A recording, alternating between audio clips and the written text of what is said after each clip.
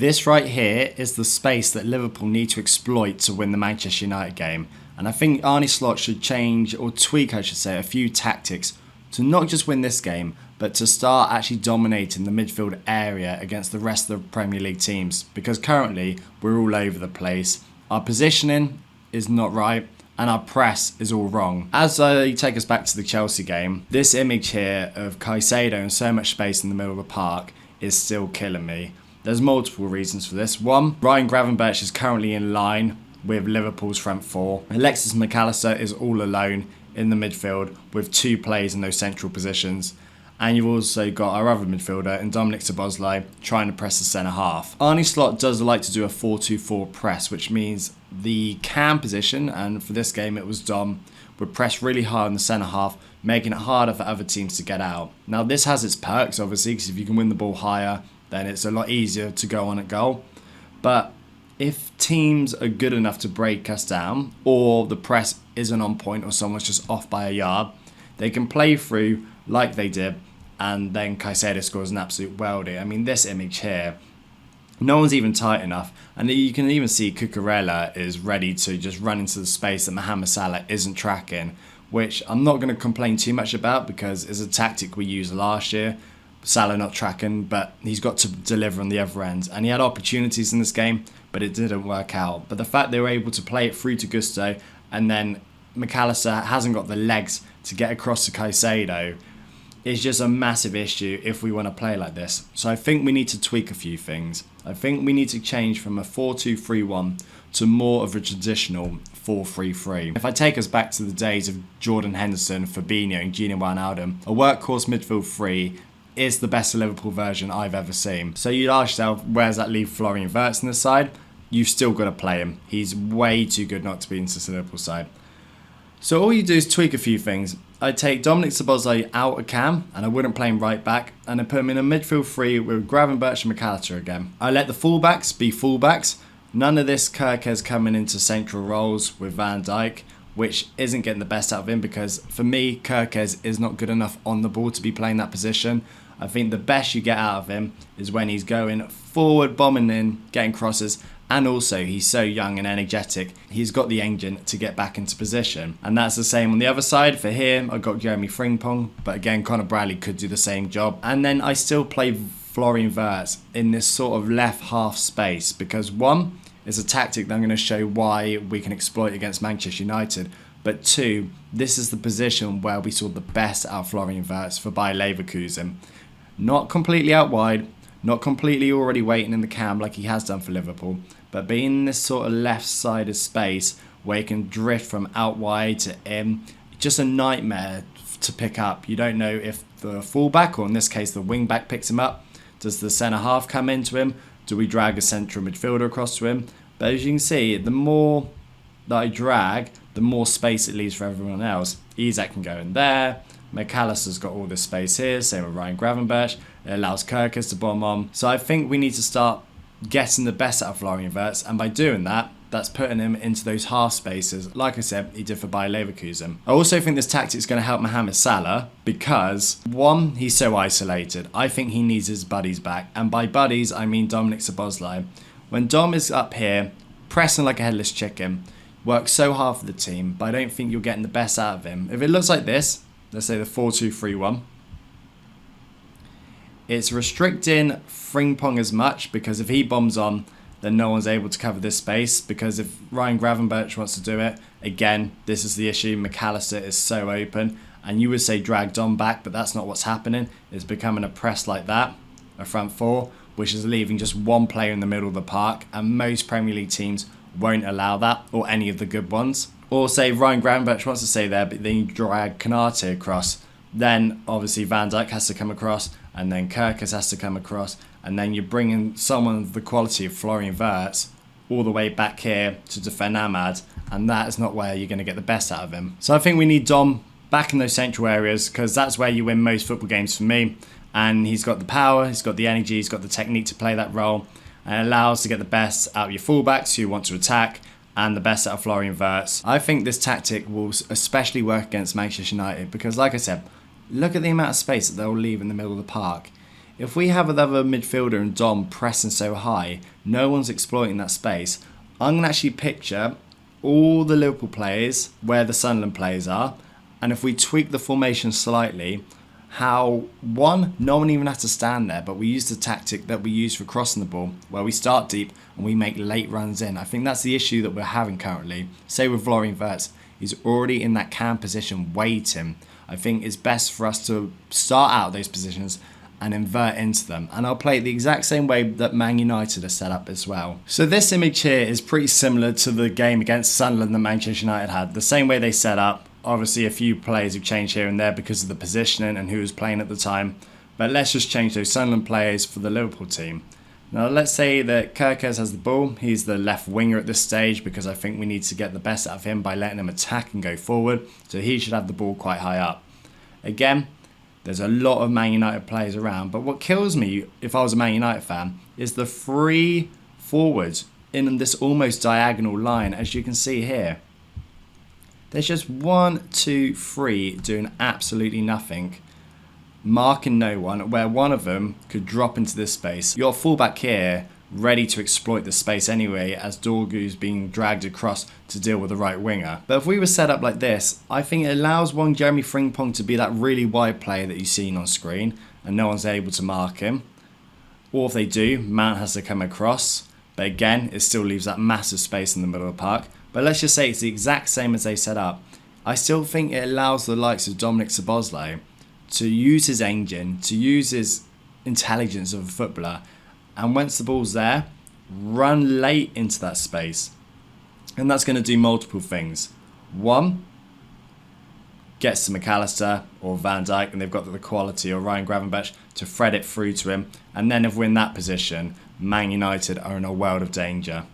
But let's just say that one of those lazy Man United forwards actually wants to track back with him, and Mason Mount comes there. Then again, it makes it easier to come across, and Van Dijk, with the quality he has, do that long diagonal ball to Frimpong, and then everyone's got to shuffle across, and it makes it an absolute nightmare. And the pace that Man United defend, by the time they shuffle across, they'll be all out of sync, and it'll look like something like that, and then all it'll take is a bit of quality that we should have to find Salah or find Isak, and then should get it in the back of the net. But I just think the main point of this is if Dominic Szoboszlai is not already there, it doesn't drag anyone into that position. If Dominic Szoboszlai just plays in that central midfield role a bit deeper, one, it will allow the fullbacks to go and attack. That is what we bought Jeremy Frimpong and Milos Kerkez for, in my eyes. To go and be these attacking, electric, flying fullbacks that want to create goals. Frimpong, the amount of assists and goals that he got for Bayer Leverkusen. Kerkez, the revolution that he had for Bournemouth last season, the best left back in the league. But we need to take the handbrake off them and let them go and attack. Because, like I said, Kerkez is sort of playing this third centre-half role, and that's not where you're going to get the best out of him. Just put another midfielder there that is comfortable on the ball, that can actually defend probably as well as the fullbacks in more dangerous positions. Protect the middle of the park. Even this setup here. No one's in this space, but like I said, Dom can run into it. But you've got Dom and Ryan protecting it. If it goes out wide, then Dom's got the legs to come back. And look, he's back in that right back position. I wouldn't start him there, but it's not to say that Dom can't play the right back role that he has multiple times for Liverpool this season. Let him start there. He's got the legs to cover the ground and get across. But the main reason for it was to find that space in that middle of the park. Even if Wirtz wanted to come into there, but granted the ball would be over here. So the idea that Wirtz would try and help out his teammate in Kerkez because he's closer to the ball.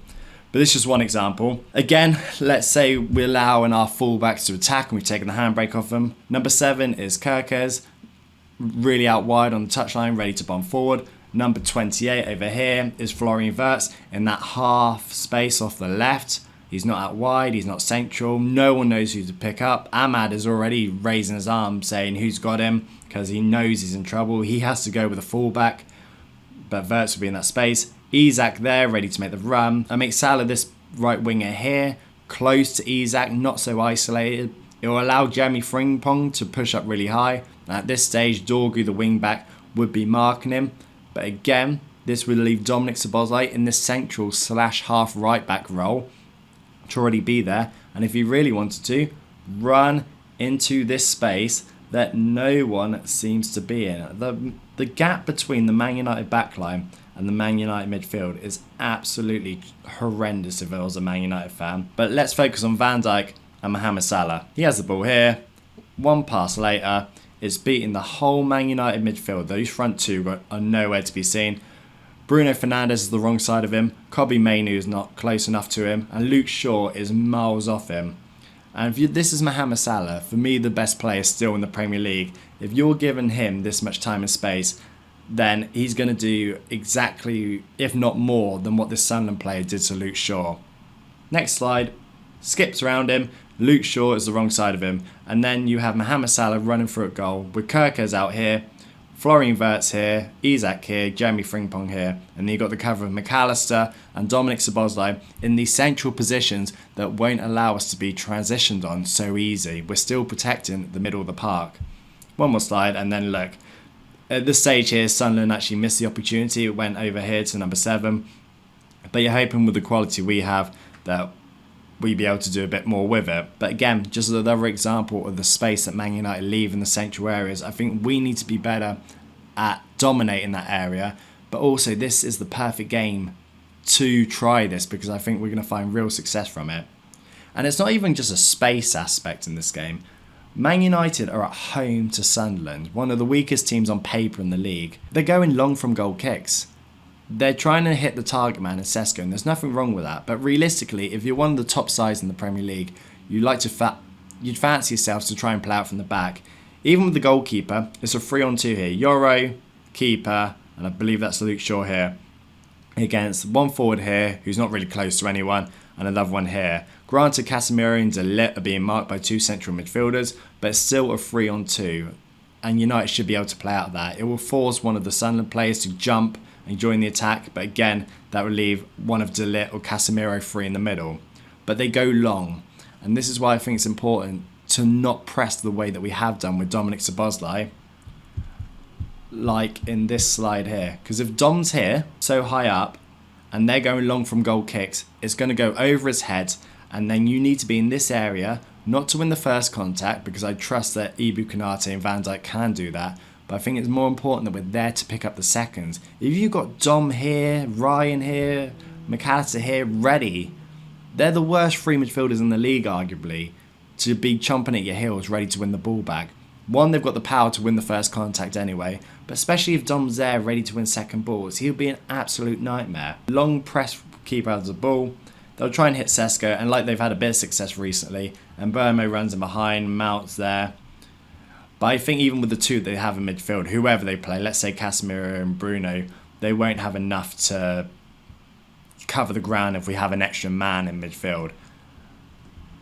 But let's say it's a press like that, for example. People were out of position for whatever reason. We've tried to press, keeper goes along, goes to Sesko, even if he does win it, which I don't believe he actually will with the 2 centre-halves we have.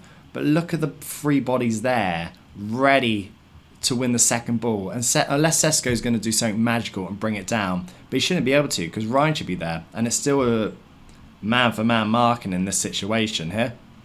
Everyone's got a man. And pound for pound, I back the Liverpool lads to dominate the Man United lot. Even in Bruno Fernandes, their best player. If Dominic Szoboszlai is right next to him and not up here trying to do someone else's job in the press, this is what I don't want to see.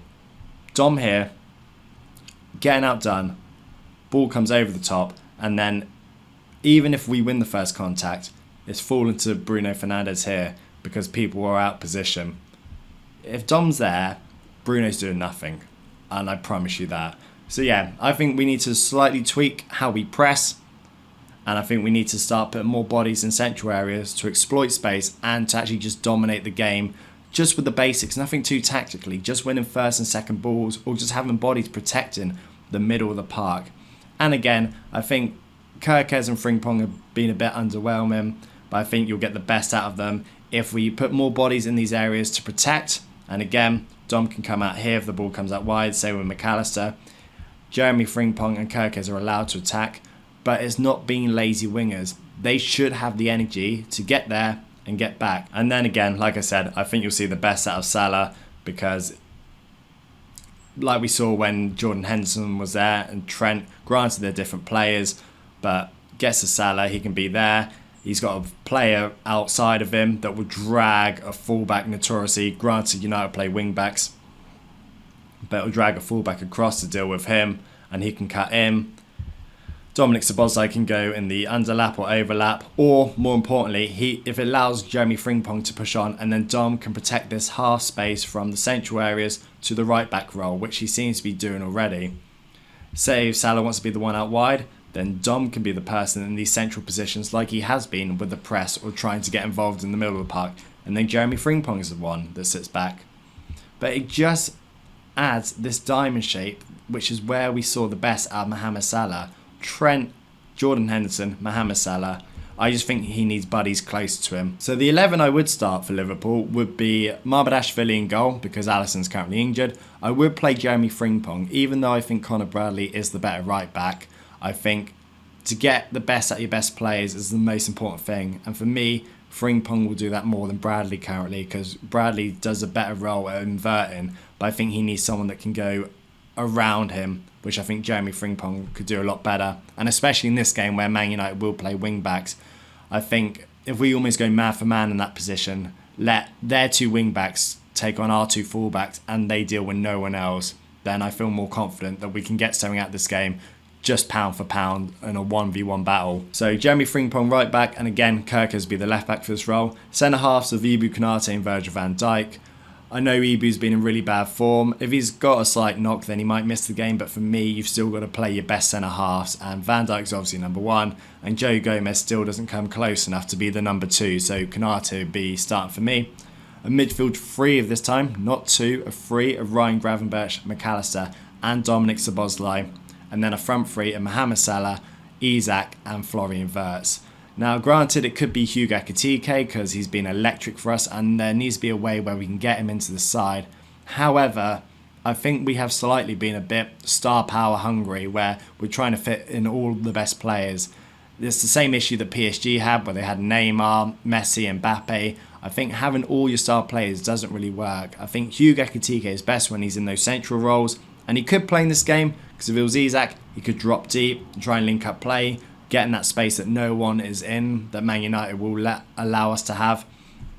But I think when you spend 140 odd million on one of the best strikers in world football, you need to start playing him. And it's nothing on Hugo Ekitike. There'll be games coming up. We have midweek games in the Champions League. There'll be games that'll be suited for him. There might be games where they're both suited to play at the same time. But I think Isak's your star man really in that central role, and we need to get our money's worth out of him. So I will start him. Also, if Hugo Ekitike is dropping deep, there's three centre-halves here dealing with no one, which can make it awkward. De Ligt might come out, but I think it's more important that if Isak's there, it keeps those three centre-halves of Man United quite deep. So that would be the starting 11 I have. I think we need to change a lot from the Chelsea performance because I was fuming the way we set up. And if you want to see my reaction to that, watch this video right here.